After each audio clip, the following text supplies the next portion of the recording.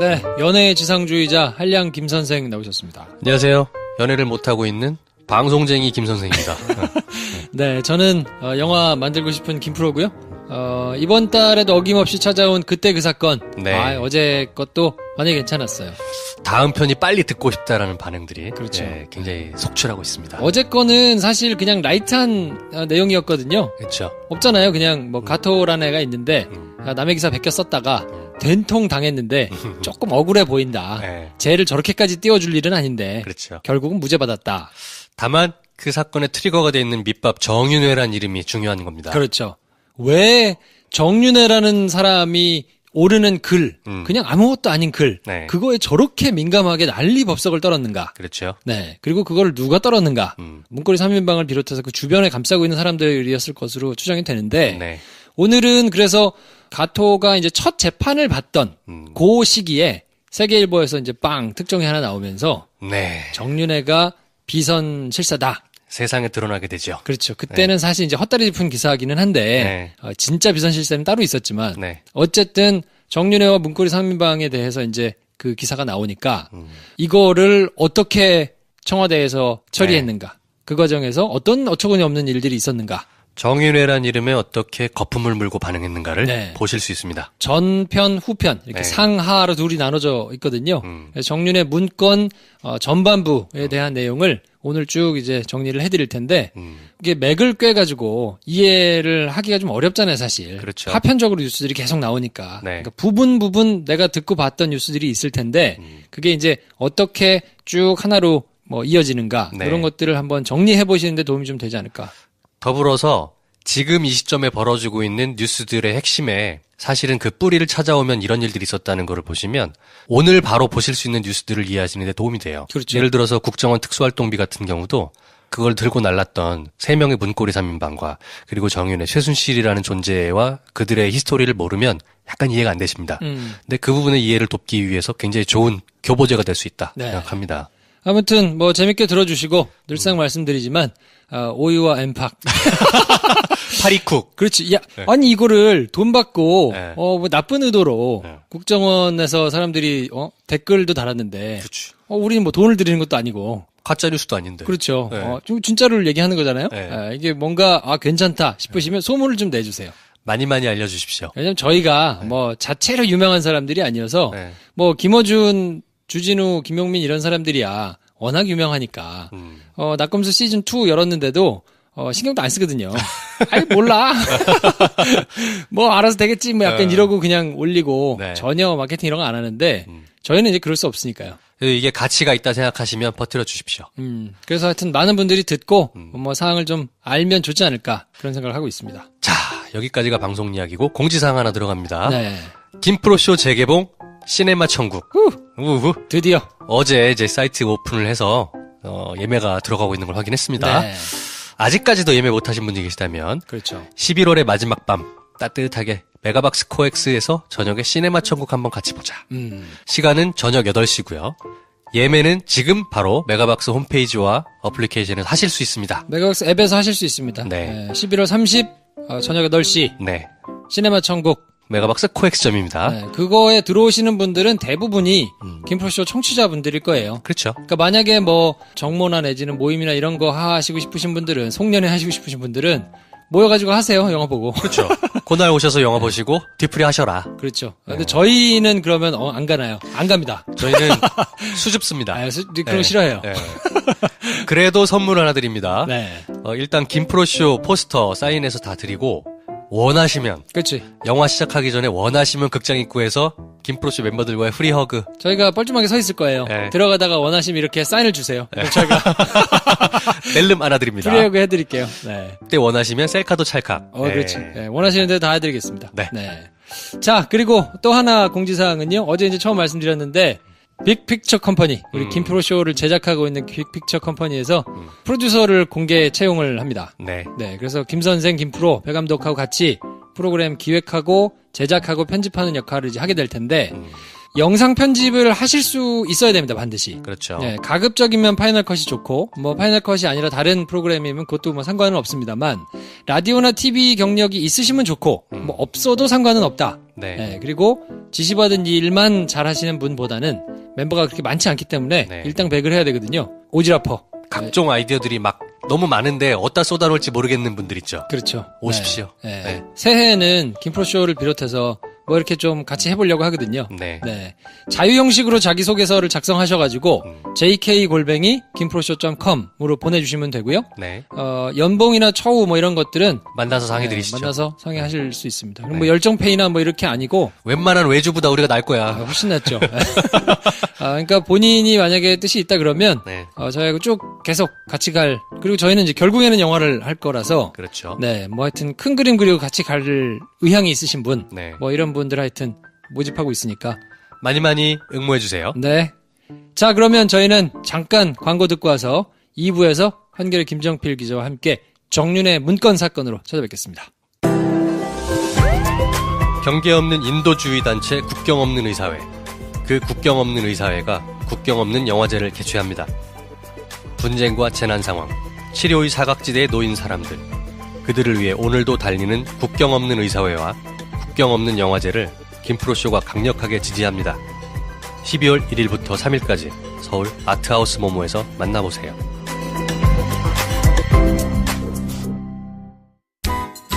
영화 내부자들, 드라마 미생의 거장 윤태호 작가의 신작 오리진을 소개합니다. 제목처럼 인간의 삶에 반드시 필요한 교양과 지식의 근원을 찾아갑니다. 책 한 권의 한 가지 주제로 지금까지 2편을 선보였고요. 총 100권을 목표로 하는 장대한 기획입니다. 만화의 형식을 빌린 우리 시대의 교양서 오리진. 김프로쇼 청취자께 이 장대한 기획에 동참할 것을 추천합니다. 전국 서점과 온라인에서 만나보세요. 위즈덤 하우스.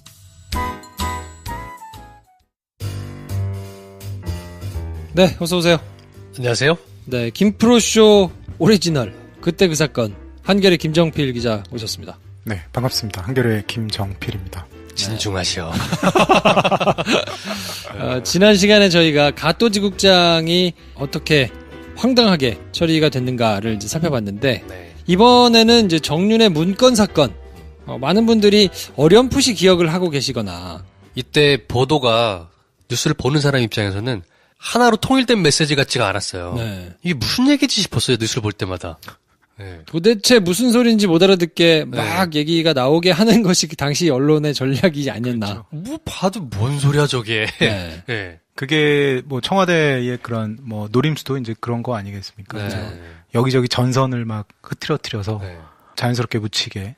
내용이 문제라는 건지 국정농단에 정윤회가 관련되어 있다는 것 같은데 어느 날은 보면은 그건 다 찌라시고 문건을 노출한 사람을 막 조지고 있고 뭐야 이거는. 그래서 정윤의 문건 사건에 대해서 네. 이게 왜 일어났고 어떻게 일어났고 어떻게 정리가 됐고 이게 도대체 무슨 내용인지에 대해서 네. 일목요연하게 한번 쭉 정리를 한번 해볼까 합니다.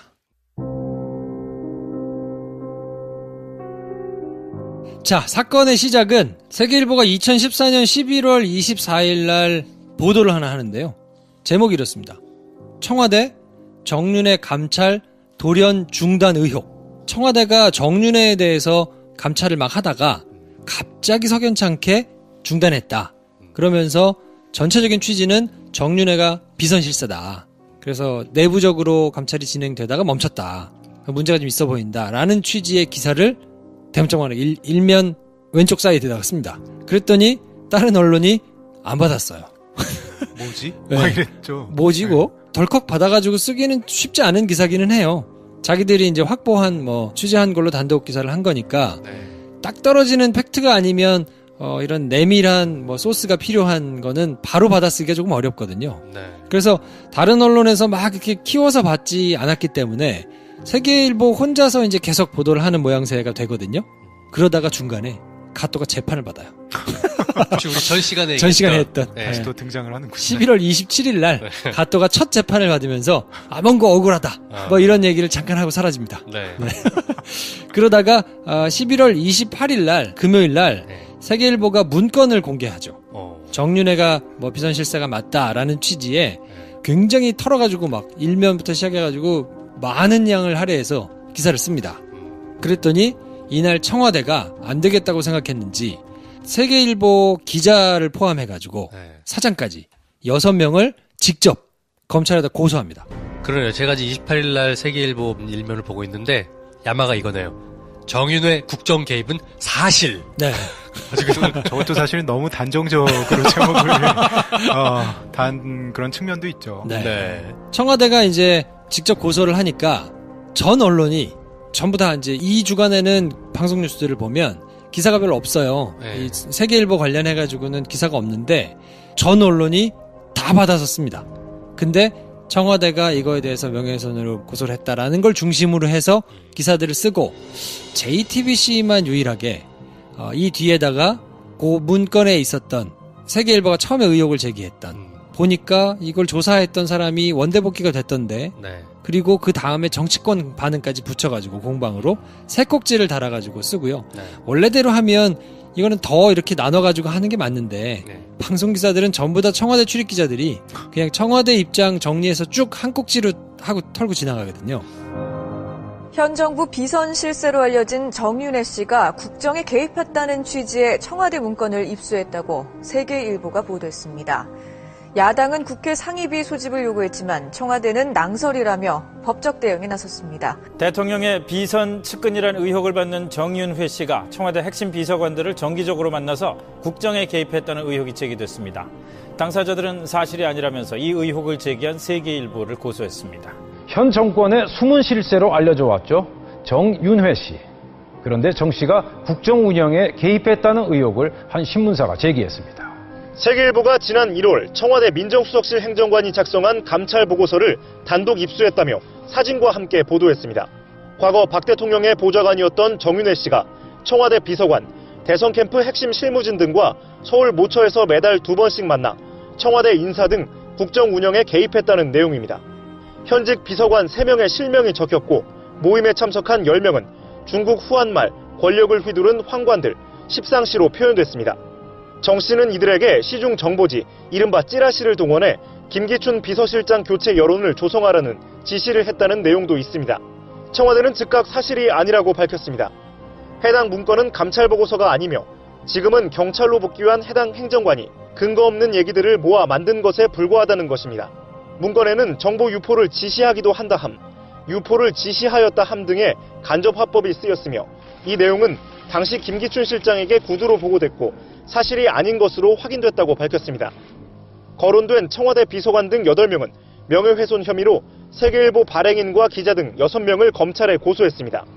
야당은 비선 세력의 실체가 드러나 진상조사가 불가피하다며 국회 운영위원회를 소집해 문건의 진위를 파악해야 한다고 주장했습니다.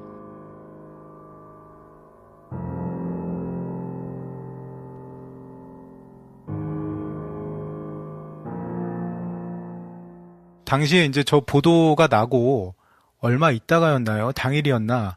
박근혜 대통령이 이제 프레임을 완전 바꿔버리죠. 그러니까 네. 손가락으로 세계일보가 가리킨 거는 이제 정윤회 씨의 어떤 국정 개입 의혹, 비선 실세. 이건데 이제 박근혜 대통령이 프레임을 바꾼 게 문건 유출은 있을 수 없는 뭐 국기문란 행위다.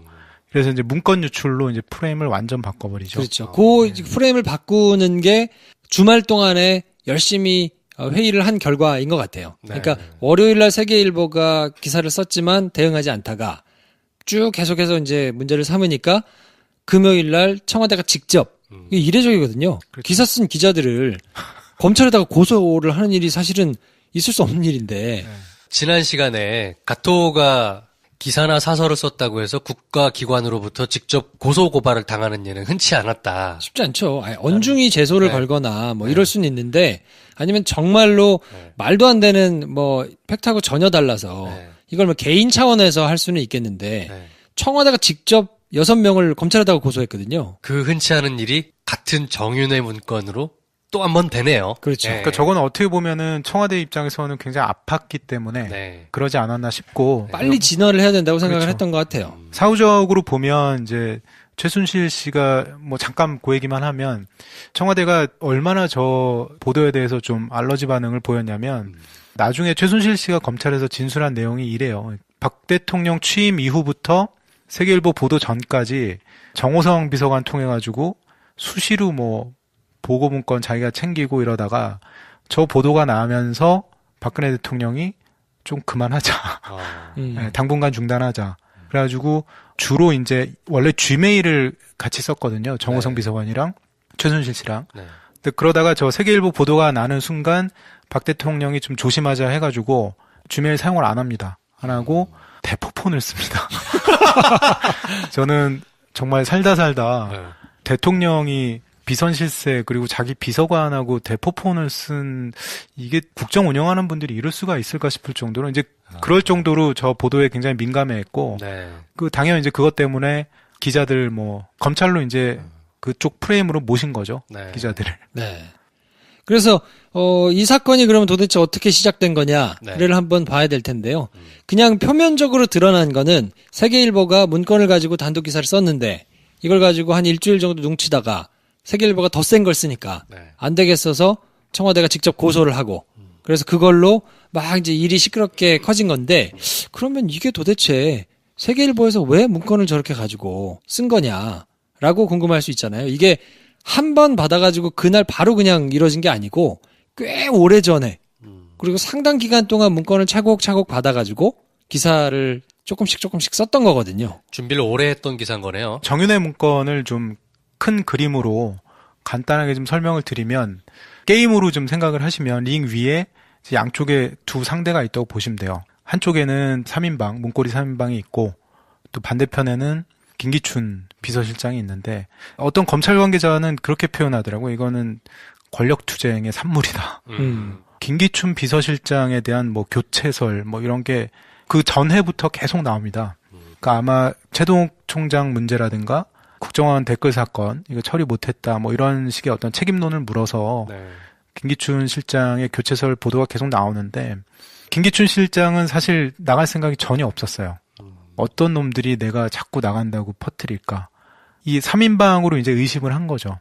문고리 3인방이 뒤에서 그런 소문을 내고 다니는구나. 그러니까 의심을 하고, 그러니까 링 위에 이제 양쪽 사이드에 이제 그 3인방과 김기춘 실장이 있는데 3대1로 싸움은 사실 좀 쉽지 않잖아요. 그 밑에 이제 자기가 데리고 있던 조홍천 당시 이제 공직기강 비서관, 박관천 경정 이 두 명을 이제 같이 링 위에 올립니다. 3대3을 해보자 우리. 처음에 이제 그 씨름할 때 좀 삿바 싸움을 하잖아요. 좀 한번 저쪽 힘을 보는 거죠. 조금 힘겨루기를 좀 해보니까 그립이 너무 좋으니까 이게 상대가 안 되겠다. 그러는 찰나에 이제 김기춘 실장 쪽에서 조홍천 뭐 공직기강 비서관이나 박관천 경정 통해서 이제 정윤회 씨가 3인방 통해서 국정에 개입한다. 뭐 이런 문건이 좀 생산이 계속돼요. 그렇게 생산된 문건이 연초부터 세계일보 쪽에 이제 계속 전달이 되는 거죠. 그러니까 이때는 세월호 사건이 있기 전이에요. 세월호 사건이 있기 전이고 국정원 여론조작 사건 때문에 수사가 한참 막 시작이 되고 6월 달에 지난달에 저희가 정리해드린 대로 2013년 6월 달에 그 난리가 나면서 결국에는 9월 달에 조선일보 기사를 통해서 최동욱 총장을 9월 말에 쫓아내잖아요. 날리고. 근데 이제 쫓아낸 것을 보면서 부자연스러우니까 사람들이 굉장히 비난 여론이 많이 일었단 말이에요. 그리고 그것에 대해서 야 이건 너무 공작 정치 아니냐? 라고 얘기하면서 그 정점에 있는 거를 김기춘 실장을 꼽는 사람들이 많았단 말이에요. 저 양반 옛날에 하든지 그대로 또 와가지고 그러면서 이제 쫓아내야 된다라는 얘기들을 이제 많이 여기저기서 하는데 그게 증권가 찌라시를 중심으로 해가지고 곧 나간다더라. 곧 정리를 할 거라더라. 이런 것들이 자꾸 나오는 거예요. 그러니까 김기춘 입장에서는 빡칠 거 아닙니까? 나가라가는 사람이 없는데. 괜찮은데 지금 나랑 VIP랑 관계가 자꾸 나가라고 하니까 말씀하신 대로 조홍천 비서관한테 지시를 하죠. 야 이거 좀 찾아와라. 누가 이런 얘기를 도대체 하는 거냐.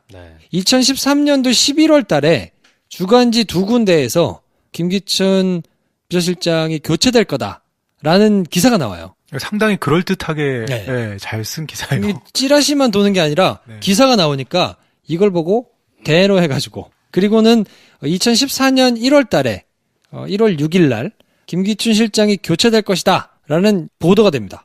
그러니까 김기춘이 이제 경로를 한 거예요. 지난달에 주간지에 나왔죠.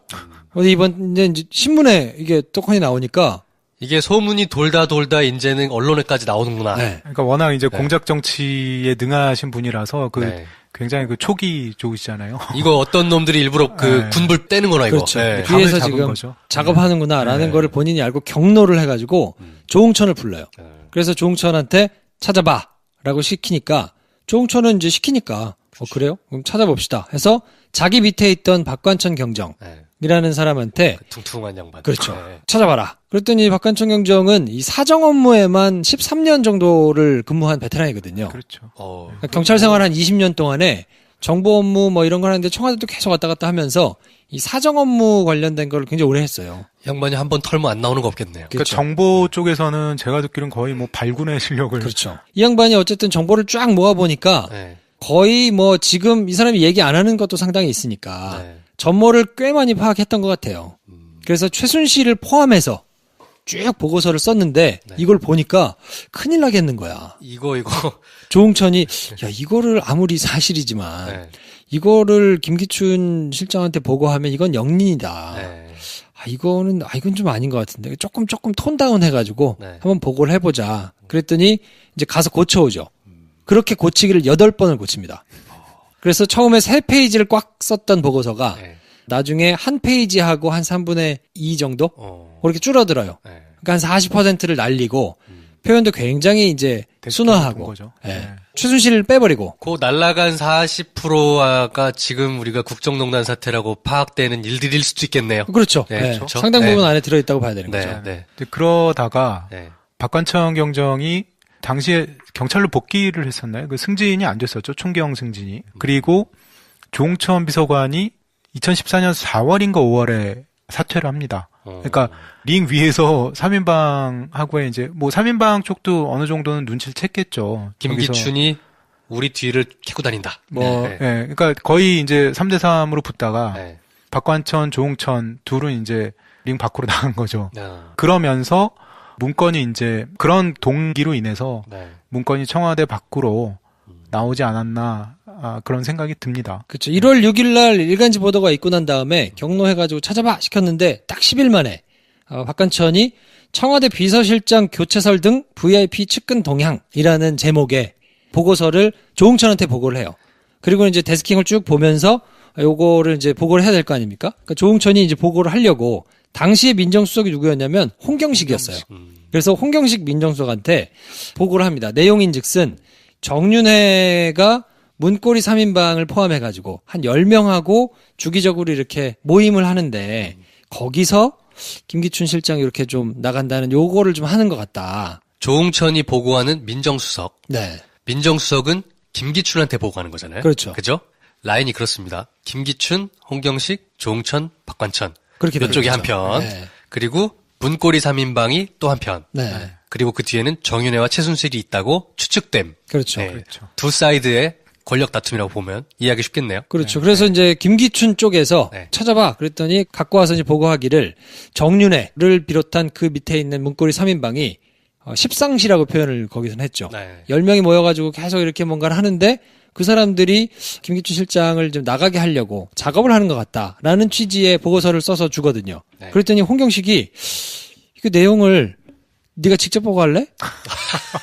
해가지고 직접 보내요. 김기춘한테. 왜냐하면 자기가 민정수석이고 실장 밑에 수석이 있고 그 밑에 비서관이 있으니까 이걸 자기가 받아가지고 보고를 해야 되는데 자기가 보기에도 이건 너무 좀 사이즈가 큰 거야. 후달리는군요. 직접 그러니까 보고하기엔. 물어보면 혼날 거 아니에요. 뭘 잘 모르고 있으면. 그러니까 이거는 판단을 한 거지. 내가 직접 하다가 혼나는 것보다 잘 알고 있는 사람한테 직접 하게 주는 게 낫겠다. 그리고 본인이 또 그 판단도 하지 않았겠어요? 이거 해가지고 내가 대빵 맞으면 어떡하지? 그럴 수 있지. 한편으로는 뭐 소설 같은 얘기를 이거 내가 해야 되나 뭐 이런 생각도 아마 했을 수 있고. 책임 내가 어떻게 질 거야? 그리고 내가 혹시 너무 엄청난 얘기인데 사이즈를 보아하니 저쪽에 괜히 미운 털 박히면 좀 그러니까 그럼 네가 직접 할래? 그래가지고 보내요. 그래서 조홍천 알겠습니다. 그리고 조홍천이 가가지고 김기춘 실장한테 보고를 합니다. 이 내용을 쫙. 그랬더니 조홍천 당시 비서관은 난리가 날 거라고 생각하지 않았겠어요? 그쵸. 내용 이거, 김기춘이 어쨌든 헤게모니를 쥐고 싹 다 한번 청소를 하겠거니. 청와대를 한번 정리하겠거니. 생각을 하고 있는데 2014년 2월에 박관천이 원대 복귀됩니다. 경찰로 가. 청와대에서 경찰로 다시 가. 다시 가요. 그래서 이 사람은 그때 어떻게 생각했냐면 자기 딴에도 이제 할 일을 했잖아요. 감찰 내가 열심히 해가지고 암행어사처럼 다 모아가지고 줬으니까 이제 나 승진하겠지. 좋았어. 하고. 나를 승진시키려고 원대복귀 시키는구나. 그렇죠. 그래서 이 사람은 어떻게 하냐면 자기 짐을 경찰 정보를 하는 분실. 파트가 있어요. 네. 이 남산에 정보 분실이라고 따로 있거든요. 네. 자기 짐을 갖다 놔요. 네. 아, 난 당연히 승진해서 여기 오겠지 하고 왔는데 물 먹어요. 승진이 안 됐어. 그리고 어디 도봉서인가요? 그래서 도봉서 정보과로 가요. 좌천됐네. 도봉경찰서 정보과인데 정보하는 사람들한테는 도봉서면 귀양 간다고 보면 돼요. 네, 도봉서 가면은 관내에 뭐가 없어요. 그 한참 달려도 밤에 가면 사람 보기 힘든 데들이 많거든요. 상당히 도봉산. 네, 고. 도봉구에 사시는 분들 비하하는 게 아니고 그런 건 전혀 좋다는 아니고, 얘기인 네. 거지. 경찰의 네. 정보를 하려면 네. 기업들이 몰려 있거나 정관계 뭐 이런 기관들이 몰려 있거나 그쵸. 그러니까 누구 사람을 좀 만나야 되는데 네. 거기 이제 그런 밀도가 좀 떨어지는 지역들이 많으니까 여의도나 사대문, 서초 이렇게 가야 되는 거 아닙니까? 뭐 영등포라든지 그렇죠. 아니면 뭐 강남이라든지 뭐 네. 이런 종로. 이런 경찰서들을 가야 거기는 그 자기 관내에 주요한 기관들이 많기 때문에 네. 사람들을 만나고 다니면서 정보를 생산한단 말이에요. 보고거리가 많죠. 그렇죠. 근데 도봉서 갔다는 얘기는 도봉서 누굴 만나겠어. 좀 등산해라. 네. 그래서 아무도 없는 곳이에요. 그러니까 가면서 자기 직감을 했겠죠. 아, 내가 이거 저 쓸데없는 거 써가지고 내가 이거 받는구나라고 생각을 아마 했을 거예요. 그래서 그 2월 달에 그렇게 원대 복귀가 되고요. 네. 그 뒤에 박관천에게 조사를 했던 조응천은 2014년 4월 달에 정윤한테 전화가 옵니다. 모르는 번호로. 오. 전화가 왔는데 안 받았어요. 뭐 좀 깨름직하니까 안 받았겠죠. 네. 안 받았더니 이재만 비서관이 오더니 얘기를 합니다. 전화 좀 받으시죠. 뭔 전화를? 그랬더니 정윤회 씨가 통화를 좀 하고 싶으시다는데 전화를 조금 받으시죠. 그랬더니 또 이 양반이 약간 똘끼가 있는 양반이어서 안 받습니다. 전화 안 받아요. 정윤회 씨를 만나보신 적은 없죠? 예, 없어요. 만나보시고 싶지는 않으셨어요? 아니, 그때도 보자고 그랬는데 내가 왜 보냐고 그랬습니다. 아, 정윤회 씨가 보자고 한 적이 있어요? 문자로. 한번 만나자고? 예. 자, 이런 일이 막 불거졌을 때 초기에 그랬나요? 아니면? 아니, 저 청와대 있을 때. 아. 나보고 전화로 막 했는데 안 받고 하니까 왜 안 만나냐고, 전화 안 받냐고. 정윤회 씨가 왜 청와대 비서관을 보자고 하죠? 아니, 그때 이제 그 소위 말한 그 문건. 네. 문건 작성 이후니까. 그 이후에 사건이.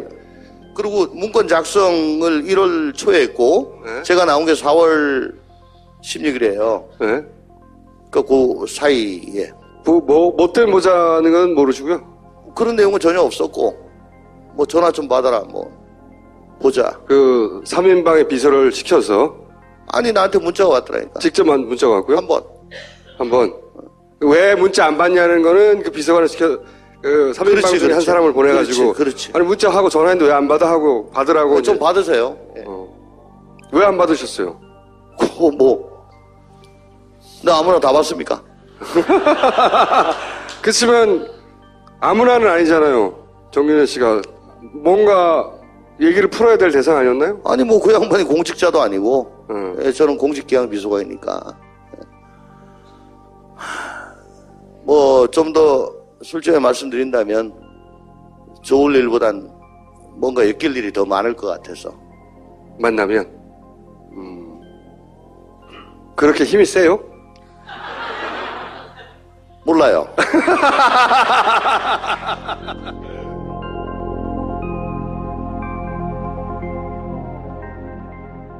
2014년 4월 15일 날 네. 세월호 사고가 있기 하루 전날 네. 이 사람한테는 참 다행일 수도 있어요. 잘립니다. 그렇죠. 아예 잘렸어요? 잘렸어요. 네네. 어디 다시 뭐 검찰로 보내고 이게 아니고? 이 사람은 그냥 잘렸어요. 나왔어요. 네, 잘렸어요. 근데 잘린 이유가 뭐냐면 이전에 세계일보에 기사가 예전에 난 게 있는데 청와대 내부 인사들 뭐 이런 사람들을 이제 감찰을 쭉 청와대에서 했더니 문제가 있는 사람들이 있단 말이에요. 뭐 공금을 유용했다거나 네. 근무지를 이탈했다거나 금품을 받았다거나 뭐 이런 것들이 이제 감찰을 했더니 발견이 됐는데 그게 한 10명이 그랬는데 아무런 징계를 징계 안 받고 네. 다 왔던 곳으로 돌아갔단 말이에요. 경찰에서 온 사람은 글로 돌아가고 뭐 다 돌아갔단 말이에요.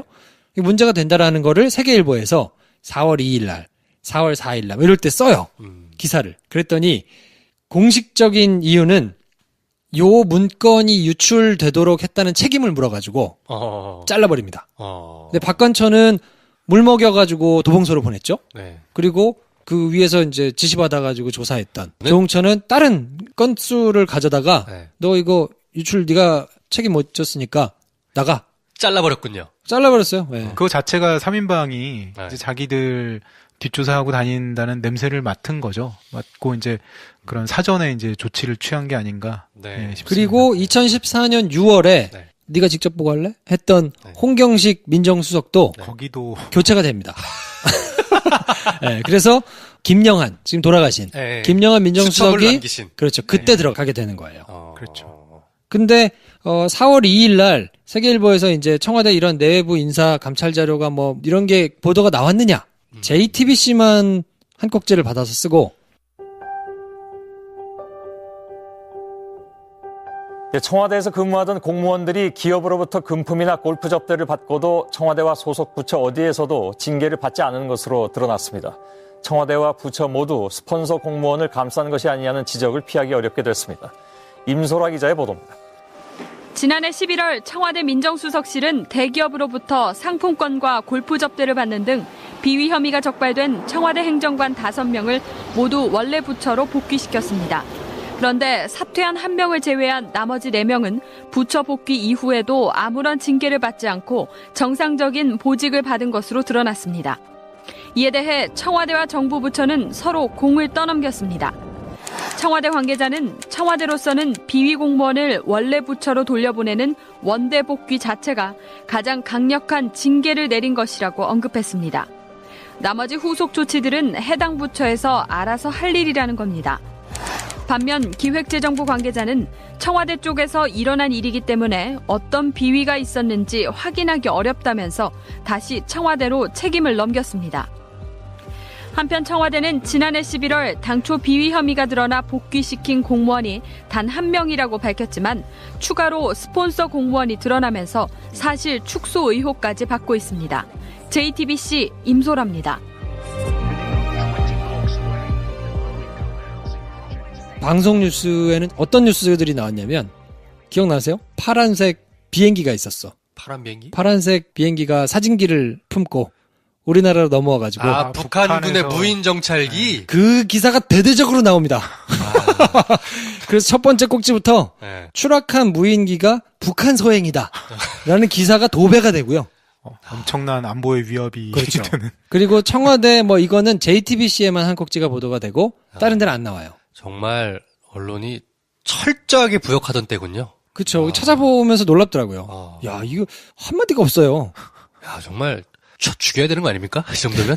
그러다가 어쨌든 그러면 도대체 무슨 일이 일어난 걸까라고 이제 좀 의심이 될 거 아니에요.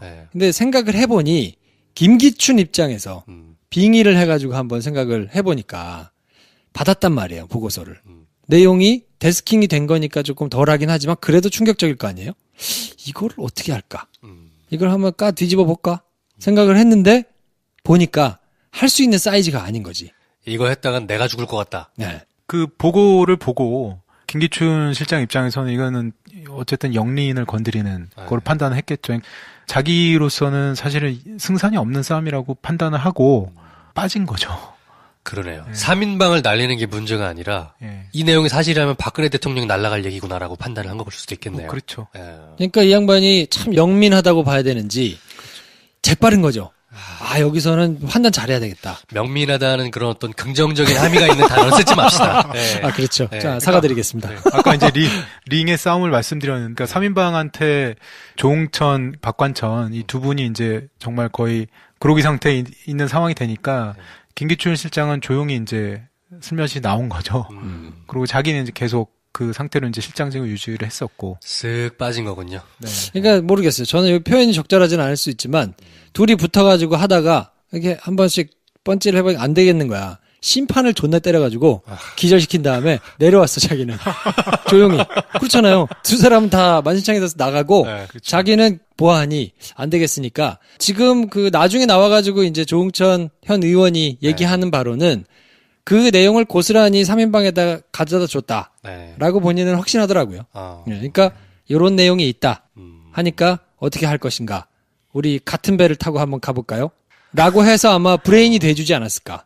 어쩌면 그 바로 다음 날 세월호 사건이 일어나지 않았습니까? 그 사건이 없었다면 김기춘은 몇 달 내로 정리가 됐을 수도 있겠네요. 청와대에서. 그럴 수도 있죠. 그렇죠. 네, 정리 수순으로 들어갈 수 있었겠는데. 네. 근데 결과적으로는 그 이듬해 이제 정윤회 문건 사건이 이제 어느 정도 검찰 프레임으로 갖고 와서 정리를 시킨 다음에 그러니까 2015년 2월에 이제 사퇴를 했죠. 왜냐면 세월호 참사가 일어나고 나니까 너무 큰일이 생겨버리니까 지금은 서로 피하 구분할 거 없이 일단 뭉쳐.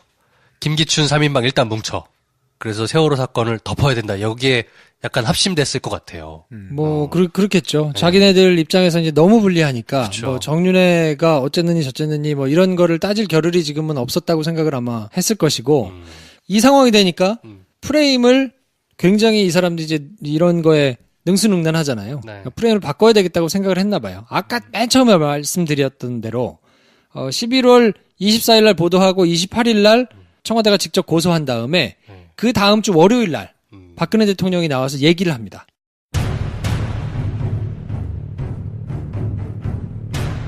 박근혜 대통령이 정윤회 씨 등 비선 실세의 국정 개입 내용이 담긴 청와대 문건 유출이 국기문란 행위이며 적폐라고 말했습니다. 이번에 문건을 외부로 유출한 것도 어떤 의도인지 모르지만 결코 있을 수 없는 국기문란 행위입니다. 이런 공직기강의 문란도 반드시 바로 잡아야 할 적폐 중 하나입니다. 박 대통령은 문건의 유출 과정과 내용의 진위 등 모든 의혹이 검찰 수사에서 밝혀져야 한다고 말했습니다. 검찰은 내용의 진위를 포함해서 이 모든 사안에 대해 한 점 의혹도 없이 철저하게 수사해서 명명백백하게 실체적 진실을 밝혀주기 바랍니다. 또한 악의적인 중상이 있었다면 그 또한 상응하는 책임을 물어야 할 것입니다. 제가 지금까지 들은 걸 정리를 해볼게요. 저희가 방송 첫 오프닝 할 때 2014년 11월에 세계일보에서 정윤회 문건을 터뜨린 걸 시작을 하지 않았습니까? 네. 그죠? 시점을 다시 돌아가보면 2014년 11월입니다.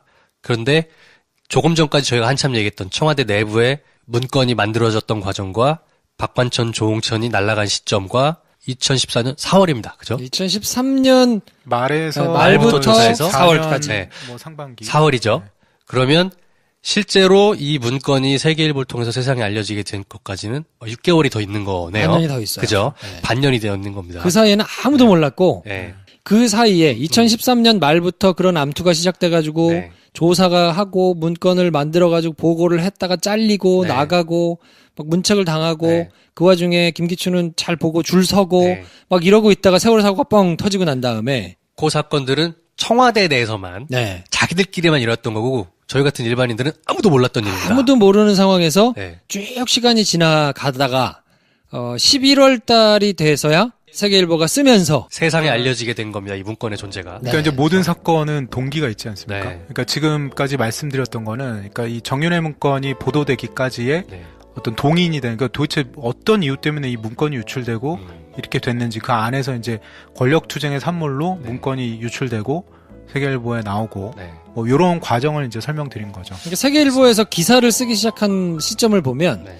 4월 달이거든요. 청와대 행정관들이 뭐 문제가 있는데 감찰을 받았는데 그냥 돌아갔더라 이런 게 4월 달이잖아요. 그러니까 이미 이때는 박한천도 잘리고 네. 조홍천도 곧 조홍천도 날아가고. 곧 날아갈 상황이고 네. 뭐 이런 상황이니까 안 되겠다. 네. 안 되겠으니까 이거를 언론에다가 이렇게 믿을 만한 애들한테 좀 줘서 거기서 한번 해볼까? 라고 생각을 했던 것 같아요. 마지막 되치기를 시도할 카드였던 거군요. 그러니까 그렇죠. 1대1로 소위 이제 다이다이로 붙어서 안 되겠다. 그러니까 네. 자기들이 이제 정말 피를 보지 않았습니까? 네. 그러니까 이제 언론 통해서 되치기를 시도하려고 했던 게 이제 정윤회 문건 보도의 생산 경위로 점점 이해하시면 되죠. 흥미진진해집니다. 네. 권력의 암투로 인해서 문건 자체가 생성되었고 그쵸. 문건의 탄생 자체도 권력 투쟁이었잖아요. 네. 그 문건이 어떻게 전달되고 이런 내용들이 뒷얘기들이 또 있으니까요. 네. 예. 요거는 저희가 한 번에 너무 길게 하면 또 이거 들으시다가 너무 많이 잊어버리니까. 먹으면 체해. 네. 내일 이 시간에 저희가 다시 이어서, 네. 정리를 해드리도록 하고요. 네. 오늘은 후루룩 이렇게 급작스럽게 감질만 나게 하이라이트로 곧 가겠네요. 마무리하도록 하겠습니다. 네. 다음 시간에 뵙겠습니다. 감사합니다. 명은 명예훼손 혐의로 세계일보 발행인과 기자 등 6명을 검찰에 고소했습니다. 야당은 비선 세력의 실체가 드러나 진상조사가 불가피하다며 국회 운영위원회를 소집해 문건의 진위를 파악해야 한다고 주장했습니다.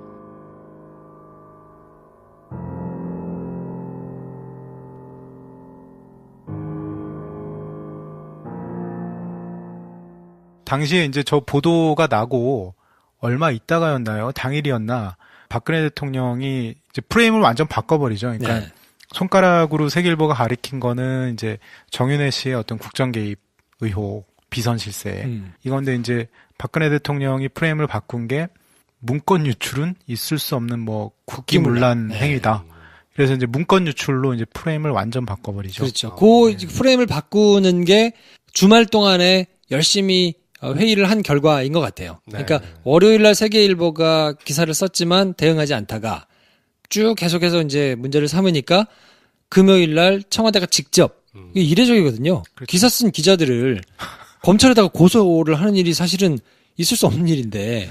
지난 시간에 가토가 기사나 사설을 썼다고 해서 국가기관으로부터 직접 고소고발을 당하는 예는 흔치 않았다. 쉽지 않죠. 아니, 언중이 제소를 걸거나 뭐 이럴 수는 있는데 아니면 정말로 말도 안 되는 뭐 팩트하고 전혀 달라서 이걸 뭐 개인 차원에서 할 수는 있겠는데 청와대가 직접 6명을 검찰에다가 고소했거든요. 그 흔치 않은 일이 같은 정윤회 문건으로 또 한 번 되네요. 그렇죠. 그러니까 저거는 어떻게 보면은 청와대 입장에서는 굉장히 아팠기 때문에 그러지 않았나 싶고 빨리 진화를 해야 된다고 생각을 했던 것 같아요. 사후적으로 보면 이제 최순실 씨가 뭐 잠깐 그 얘기만 하면 청와대가 얼마나 저 보도에 대해서 좀 알러지 반응을 보였냐면 나중에 최순실 씨가 검찰에서 진술한 내용이 이래요. 박 대통령 취임 이후부터 세계일보 보도 전까지 정호성 비서관 통해가지고 수시로 뭐 보고문건 자기가 챙기고 이러다가 저 보도가 나면서 박근혜 대통령이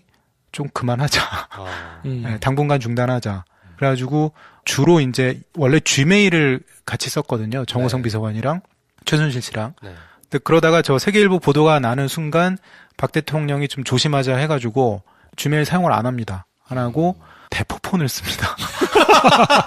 저는 정말 살다 대통령이 비선 실세 그리고 자기 비서관하고 대포폰을 쓴 이게 국정 운영하는 분들이 이럴 수가 있을까 싶을 정도로 이제 그럴 정도로 저 보도에 굉장히 민감해했고 그 당연히 이제 그것 때문에 기자들 뭐 검찰로 이제 그쪽 프레임으로 모신 거죠. 기자들을. 네. 그래서 이 사건이 그러면 도대체 어떻게 시작된 거냐를 한번 봐야 될 텐데요. 그냥 표면적으로 드러난 거는 세계일보가 문건을 가지고 단독 기사를 썼는데 이걸 가지고 한 일주일 정도 뭉치다가 세계일보가 더 센 걸 쓰니까 안 되겠어서 청와대가 직접 고소를 하고. 여기까지가 방송 이야기고 공지사항 하나 들어갑니다. 김프로쇼 재개봉 시네마 천국. 우후. 드디어 어제 이제 사이트 오픈을 해서 예매가 들어가고 있는 걸 확인했습니다. 아직까지도 예매 못하신 분이 계시다면 그렇죠. 11월의 마지막 밤 따뜻하게 메가박스 코엑스에서 저녁에 시네마 천국 한번 같이 보자. 시간은 저녁 8시고요. 예매는 지금 바로 메가박스 홈페이지와 어플리케이션에서 하실 수 있습니다. 메가박스 앱에서 하실 수 있습니다. 11월 30 저녁 8시 시네마 천국 메가박스 코엑스점입니다. 그거에 들어오시는 분들은 대부분이 김프로쇼 청취자분들일 거예요. 그렇죠. 그러니까 만약에 뭐 정모나 내지는 모임이나 이런 거 하시고 싶으신 분들은 송년회 하시고 싶으신 분들은 모여가지고 하세요. 영화 보고. 그렇죠. 그날 오셔서 영화 보시고 뒤풀이 하셔라. 그렇죠. 근데 저희는 그러면 안 가나요? 안 갑니다. 저희는 수줍습니다. 그런 거 싫어해요. 그래도 선물 하나 드립니다. 일단 김프로쇼 포스터 사인해서 다 드리고 원하시면 그렇지. 영화 시작하기 전에 원하시면 극장 입구에서 김프로쇼 멤버들과의 프리 허그 저희가 뻘쭘하게 서 있을 거예요. 들어가다가 원하시면 이렇게 사인을 주세요. 저희가 낼름 안아드립니다. 프리 허그 해드릴게요. 그때 원하시면 셀카도 찰칵. 그렇지. 원하시는 대로 다 해드리겠습니다. 자, 그리고 또 하나 공지사항은요. 어제 이제 처음 말씀드렸는데 빅픽처 컴퍼니, 우리 김프로쇼를 제작하고 있는 빅픽처 컴퍼니에서 프로듀서를 공개 채용을 합니다.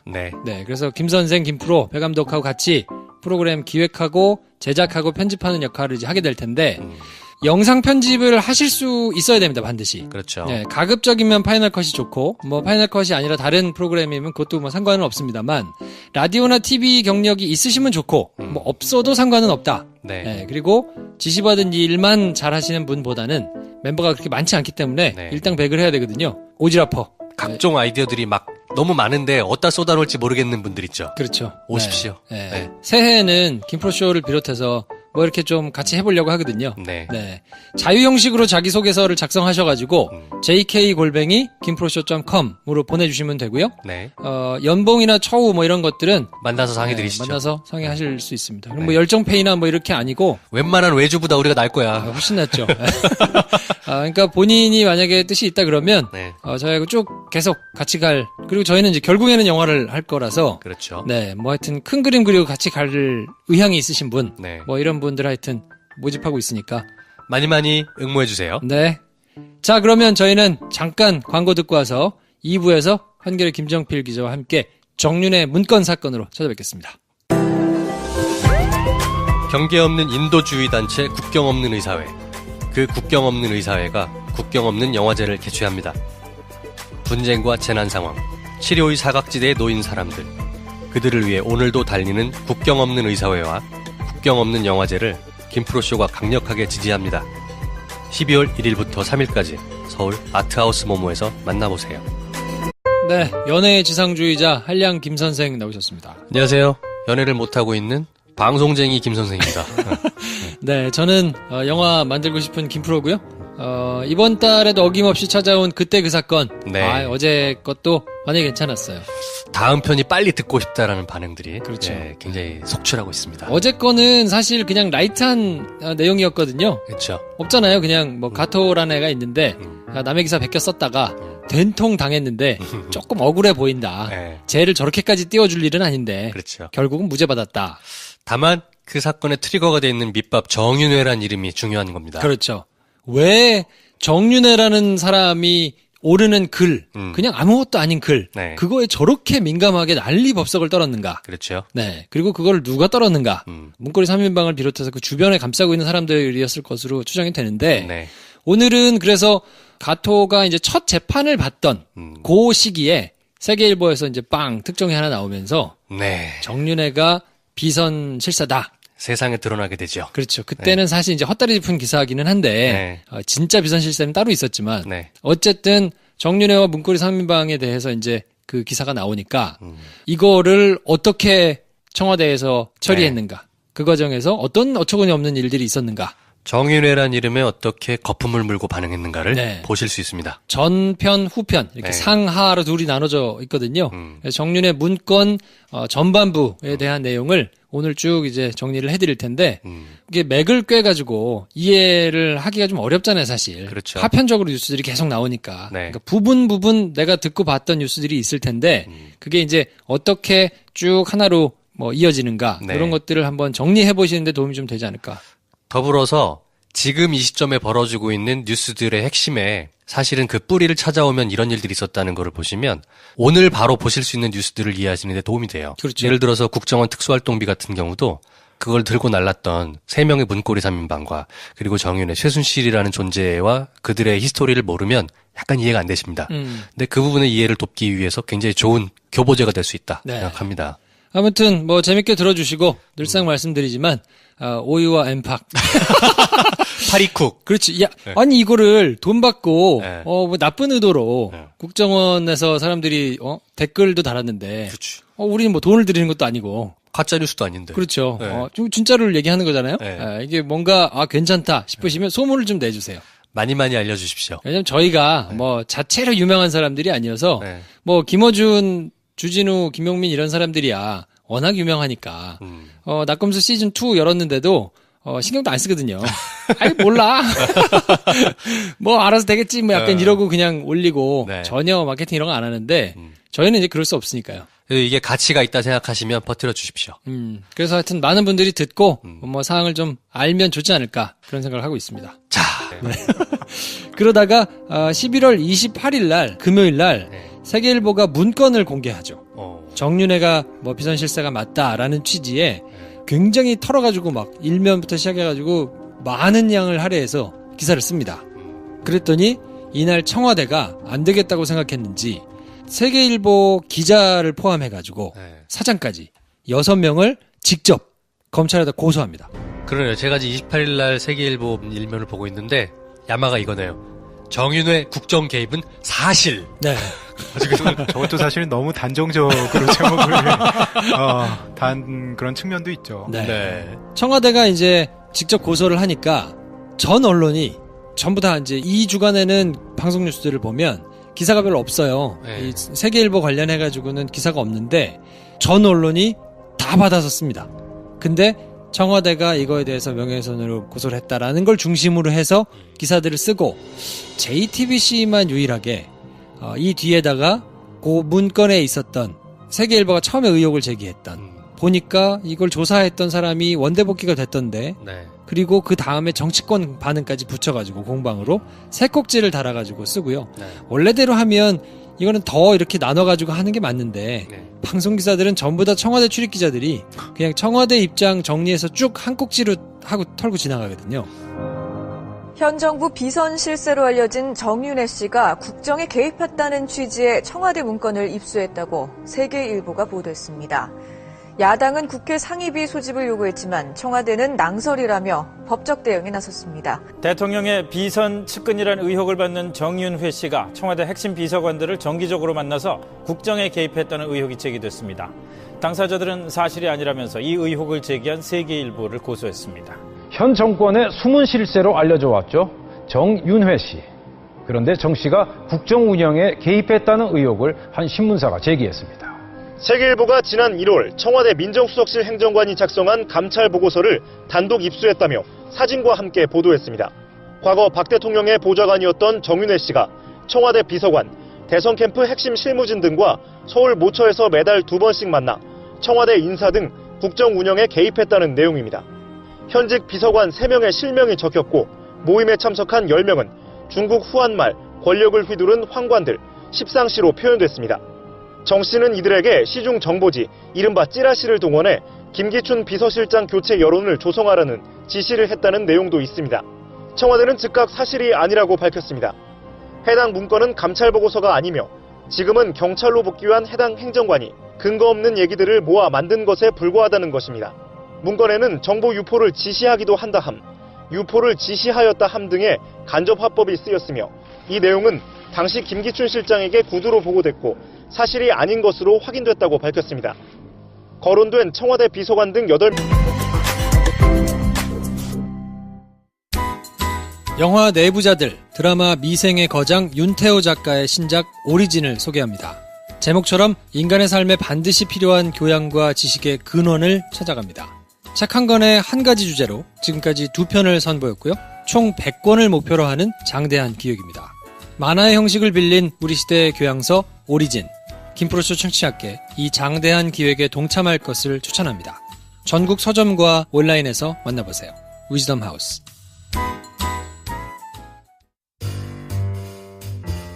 네, 어서오세요. 안녕하세요. 네, 김프로쇼 오리지널 그때 그 사건 한겨레 김정필 기자 오셨습니다. 네, 반갑습니다. 한겨레 김정필입니다. 진중하시오. 지난 시간에 저희가 가토지국장이 어떻게 황당하게 처리가 됐는가를 이제 살펴봤는데 네. 이번에는 이제 정윤의 문건 사건 많은 분들이 어렴풋이 기억을 하고 계시거나 이때 보도가 뉴스를 보는 사람 입장에서는 하나로 통일된 메시지 같지가 않았어요. 네. 이게 무슨 얘기지 싶었어요. 뉴스를 볼 때마다. 네. 도대체 무슨 소리인지 못 알아듣게 막 얘기가 나오게 하는 것이 당시 언론의 전략이지 아니었나. 그렇죠. 뭐 봐도 뭔 소리야 저게. 네. 네. 그게 뭐 청와대의 그런 뭐 노림수도 이제 그런 거 아니겠습니까? 네. 여기저기 전선을 막 흐트러뜨려서 네. 자연스럽게 묻히게. 내용이 문제라는 건지 국정농단에 정윤회가 관련되어 있다는 것 같은데 어느 날은 보면은 그건 다 찌라시고 문건을 노출한 사람을 막 조지고 있고 뭐야 이거는. 그래서 정윤회 문건 사건에 대해서 이게 왜 일어났고 어떻게 일어났고 어떻게 정리가 됐고 이게 도대체 무슨 내용인지에 대해서 일목요연하게 한번 쭉 정리를 한번 해볼까 합니다.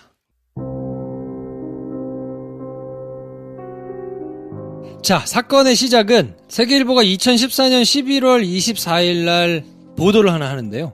제목이 이렇습니다.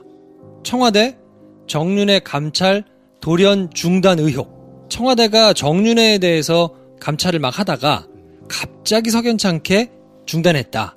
그러면서 전체적인 취지는 정윤회가 비선실세다. 그래서 내부적으로 감찰이 진행되다가 멈췄다. 문제가 좀 있어 보인다라는 취지의 기사를 대문짝만하게 일면 왼쪽 사이드에다가 씁니다. 그랬더니 다른 언론이 안 받았어요. 뭐지? 네. 막 이랬죠. 뭐지고? 네. 덜컥 받아가지고 쓰기는 쉽지 않은 기사기는 해요. 자기들이 이제 확보한 취재한 걸로 단독 기사를 한 거니까 딱 떨어지는 팩트가 아니면 이런 내밀한 소스가 필요한 거는 바로 받아쓰기가 조금 어렵거든요. 그래서 다른 언론에서 막 이렇게 키워서 받지 않았기 때문에 세계일보 혼자서 이제 계속 보도를 하는 모양새가 되거든요.